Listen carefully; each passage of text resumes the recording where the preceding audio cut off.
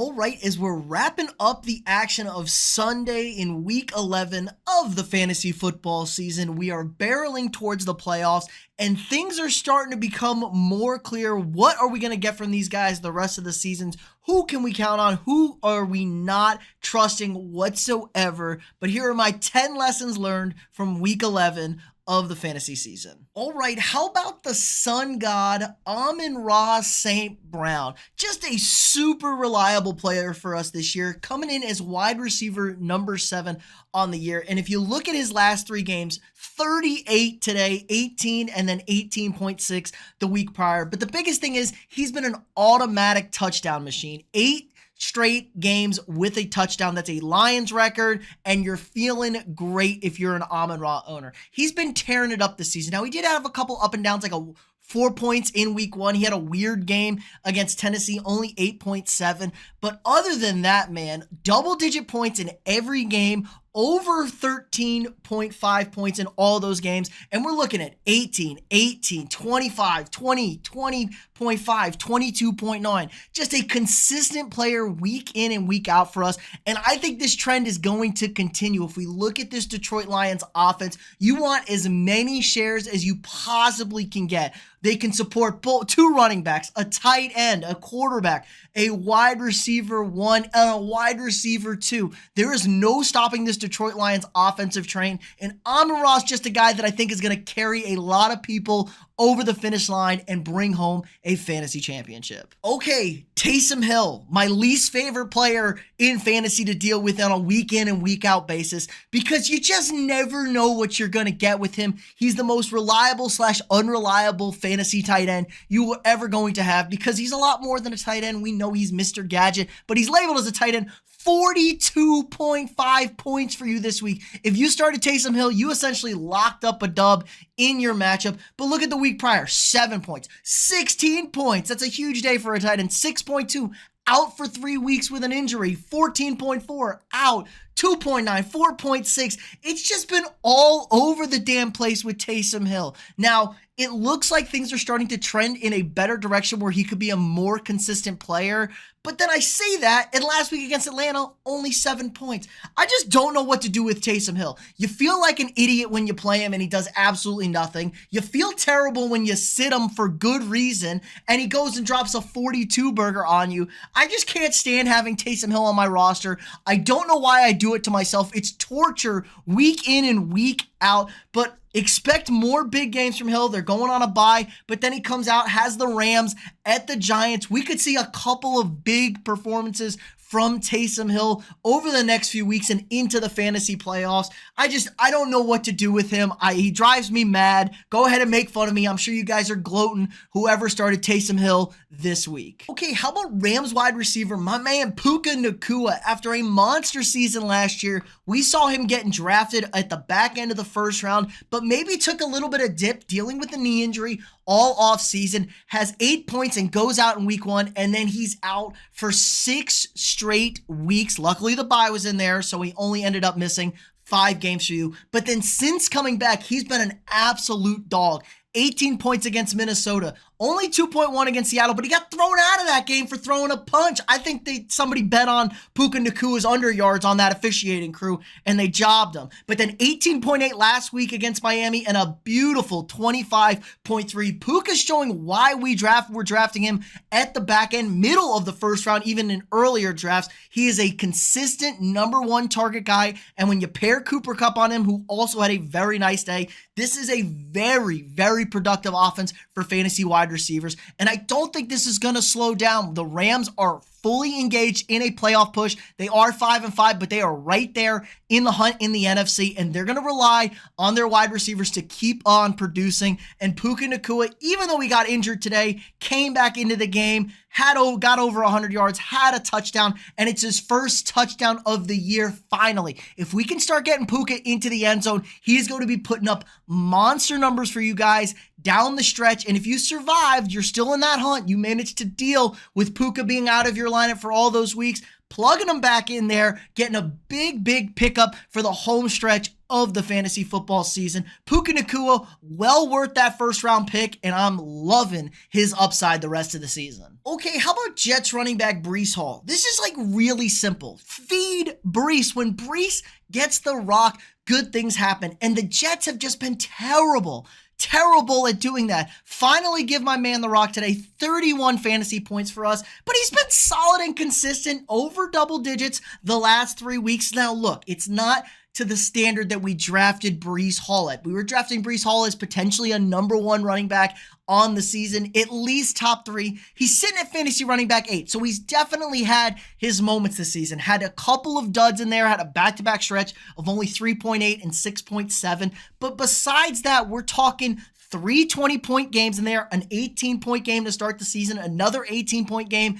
in week 3. Breece Hall's been really good when he gets his touches, when he gets his carries, and he's not super touchdown dependent because the Jets feel like they don't even give him the rock in the red zone. Finally started doing that. It paid dividends, but of course the Jets lost. Once again, Rodgers is bailing on the team. Even with all these wide receivers, I think they're going to have to rely on Breece Hall more because it's not like they're playing for much. This season's over. The franchise is a train wreck. But my man Breece Hall, I think is going to get you some more consistent, solid fantasy play the rest of the season. Is he going to reach that upper echelon, what we were expecting with him? No, but are we going to see games closer to those 30 points? I don't know, maybe, but if they can keep giving him the rock, I think the floor safely is like that 10.5 mark, maybe even as high as that 12.3 as a floor for Breece Hall for the remaining weeks of the season. I expect to see him to get a lot more carries and use him in the passing game. 4 targets 3 weeks ago, 4 targets last week, and 7 targets today, including a touchdown. Throw the ball to Breece. It really helps his production. It really adds value to him overall as a fantasy player. But yeah, just feed the Breece and things are going to be better for the Jets. Hopefully he can keep up this pace. All right, how about Packers running back Josh Jacobs, a guy who's just been really solid the last few weeks and really longer than that. If we look all the way back to week 7, 20 points in week 7, 25 in week 8, 12 against Detroit. Detroit, one of the best run defenses, had a bye, and then 23.4 today against the Bears. And look, this coincides with Jordan Love coming back into the lineup, and his worst game was a game where Jordan Love was injured. He couldn't really do anything. Had to carry the load at the back end of that Jacksonville game when Love went out. I think this is going to be a trending in the right direction with Josh Jacobs, a running back that maybe saw a little bit later of a draft position, hasn't been fully up to what we expected, especially earlier in the season, but really strong with 3 out of his last 4 being 20 plus fantasy performances, even, 12, 16. Those are good days for a guy like Josh Jacobs who has not been carrying your team all season. And the schedule down the stretch, not the best, but not the worst. San Francisco, kind of weird going on there. We got Miami coming up and Detroit. I think the Packers are going to lean on this run game, lean on Josh Jacobs, and keep getting him more involved in the passing attack. If we can get him in the passing game, I think good things are going to happen. 5 targets today, 3 targets last week, 2 the week before, but that game was a whole disaster. 5 against Houston. Other solid performances. So if we can get him involved in the passing game a little bit and we just keep pounding the rock with Josh Jacobs, I think we're going to be in for a lot of success down the stretch, even against better defenses, because Jordan Love really helps out, soften up these boxes, and they're willing to run the football all day long with Josh Jacobs. I think this is a good game script the rest of the season. Okay, how about a guy who's maybe flying under everybody's radar? I don't know if you're willing to flex him the rest of the season, but how about Nick Westbrook-Ikhine for the Tennessee Titans? Maybe I'm a little biased. I watched his whole game today, obviously, but man, really solid performances. He's had 5 touchdowns in the last 6 games, so he's averaging almost a touchdown a week, and that was the only one he didn't score was that 6-point dud against the Chargers, but the Chargers are one of the best defenses in football. 19.7 today against Minnesota, 16 against New England, a solid 11.9 against Detroit. He's a guy who's getting the looks, and this probably goes why they traded DeAndre Hopkins away from the Tennessee Titans, because they trust Westbrook-Ikhine to get open, have some big plays. Now, well. He did benefit, had 117 yards receiving, got 98 of them on 1 touchdown, but I don't care in fantasy like there. He is out there, had a high target share, 6 targets this week, 6 targets 2 weeks ago, 4 and 4. He's getting looks from an offense that has really, really struggled. Will Levis is looking better, potentially as a quarterback. I think this could be a sneaky flex guy as we head towards the home stretch of the season. Now, Tennessee, kind of not, the best team you don't necessarily want to rely on, but we've seen a guy like Tony Pollard have a really strong fantasy season for us this year. I'm interested to see what Westbrook-Ikhine is going to look like down the stretch, a guy who's available in almost every league out there, and he's trending in the right direction. You're starting to see what you want. A 16 points and a 19 points are really strong for a guy that you spot start in the flex spot. So a guy to keep his eye on potentially down the rest of the stretch, Nick Westbrook-Ikhine of the Tennessee Titans. Okay, how about no matter how bad of a day you have, Derrick Henry is still having a good day. 10.5, his season low on the season. Couldn't get anything going against the Pittsburgh Steelers, but 10.5 is still relatively good. He's the RB2 on the season now. I think he's only trailing Saquon Barkley, but Henry gets into the end zone, gets touchdowns. He scored a touchdown in every single game but one this season. Even had his first fumble lost in over 500 carries, so that dinked down his score even more. So really 12-point performance for him as far as a yards production. Now, we don't get any of that receiving game bonus from Derrick Henry in the Ravens offense, but this is a fantastic Pittsburgh D he went up against them. Now, this is 2 weeks where he's been a little bit down, but again,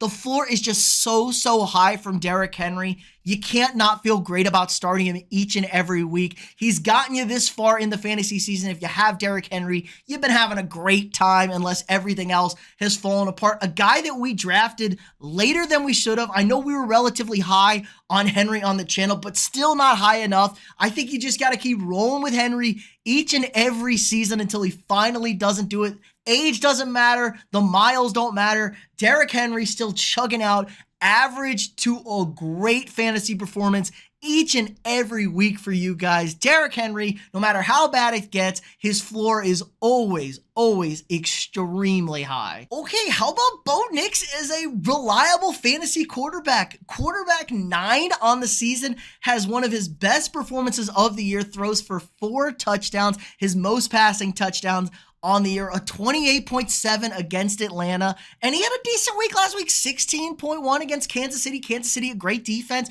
18.72. I know Baltimore's pass defense isn't great, but still a good defense up front when they can't run, and a monster 29.7, his season high against Carolina, his last 4. Bo Nix is really starting to come around.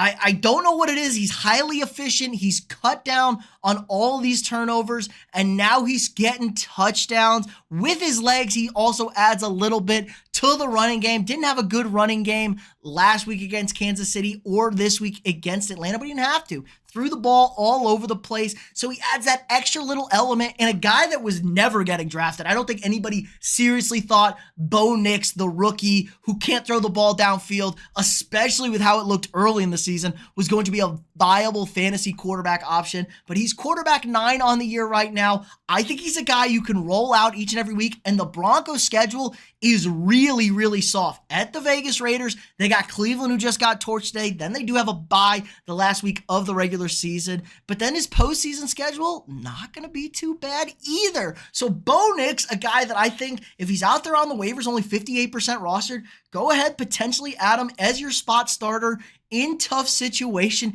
He has been really productive this year, and he's only getting better. Bo Nix, a very solid fantasy quarterback this year. All right, let my man James Cook.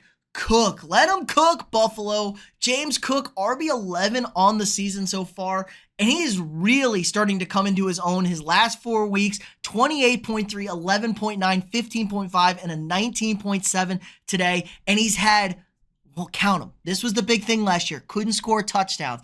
This year, 6 touchdowns since week 7 on the ground. He's really, really turning it on. We're not seeing those Josh Allen short yardage runs anymore. We're getting James Cook. We're punching him into the end zone. And that's what you want to see as a fantasy running back. He doesn't get poached by his quarterback like Saquon Barkley's been getting poached all day. And like we saw last year, they're trusting Cook down on the goal line. Ray Davis really isn't even getting those goal line touches when Ray Davis scores. It's from a little bit further out. So James Cook, it gets this Buffalo offense rolling. And when they feed him the rock, good things are happening for him. Now, he is on a bye next week, so we're going to pump the brakes. We may be losing a little bit of love on James Cook, but when you look moving forward, he's got the Rams and the Niners the next two. Flip that, Niners, then the Rams the next two games. Two defenses that are playing better, but man, I think there's real opportunity to pound the rock, especially against that Los Angeles Rams front and teams that you're going to be able to score on. I think James Cook is going to have a very strong finish to the fantasy season. He's been getting a lot better, and this is exactly what we saw last year. Didn't have a whole lot of usage early in the season last year. He comes on super strong during the fantasy playoffs, and that's exactly what we're going to see again. Buffalo's playing really good ball right now. They just take down the Chiefs. They got everything to play for, and that's what you want to look for. Teams with competitive game scripts, teams who are involved, teams who need to go and pick up dubs. So keep feeding my man James Cook. Let him cook out there. Really strong home stretch for him coming up, I believe. Okay, how about kind of out of nowhere, but really not? He's finally living up to the hype. Seattle Seahawks wide receiver Jackson Smith-Njigba. Look at this, man. His last three, 12.9, 37 against the Rams. Had a bye in there and comes back and drops 21.8 against the San Francisco 49ers. JSN has been really, really struggling to find any sort of consistency throughout the first 2 years of his career. I mean, he's been all over the place. He'll have a good week, he'll have a terrible week, he'll have an okay week, and then he'll be, kind of good, whatever, just mediocre to average. But the last three, we've seen it. He's coming on strong. Even with DK Metcalf back today, he had a really nice performance. And look, he's got some interesting matchups. He's got Arizona coming up, 2 of his next 3. Has the Jets in between there. That doesn't hurt, not necessarily hurt. The Jets defense has really, really taken a step back since they fired head coach Robert Saleh. So we could be looking at JSN, a guy who was very highly touted coming out, has really struggled to get his feet under him. He's all the way up to fantasy wide receiver number 14 on a year. JSN was a guy you were not spending any sort of high draft capital on, and he's wide receiver 14. You're feeling great if you've been able to put him in there. Now, it's like, did you start him in the right spot? Did you not start him in the right spot? The last 2 weeks doing a lot of lifting for him, but these are the trends you want to see. Lots of double-digit performances. He only has 1 non-double-digit performance since week 4, had 5 against Atlanta, but other than that, over double digits in every one of those games. I really think JSN's going to be getting his feet under him. He's replaced Tyler Lockett clearly as the number 2 receiver in this offense. And Seattle, again, another team that's in super competitive games coming up. They're right in that wild card hunt at 5-5. I expect to see a lot more targets, a lot more shares of Jackson Smith-Njigba as we head into the fantasy playoffs. Okay, that's going to do it for us today. Let me know down in the comments below what you guys think. What lessons have you learned on? Who are you going to lean on to bring you home that fantasy championship? Who are you bailing on completely? Let me know down in the comments below. If you haven't already, drop a quick like on this video. Subscribe to the channel. We got daily fantasy content for you guys. All the things you could possibly need. We got our waiver wire videos, your must-starts at running back, wide receiver, quarterback, tight end for every single matchup, our must-start defenses, our kicker starts and tier rankings, all sorts of stuff, live streams throughout the week. If you have any questions, drop a comment on one of our videos. We'll be sure to try and get back to you before your matchups this Sunday. Again, check out the links down below. Like, subscribe, and share, and I'll see y'all tomorrow.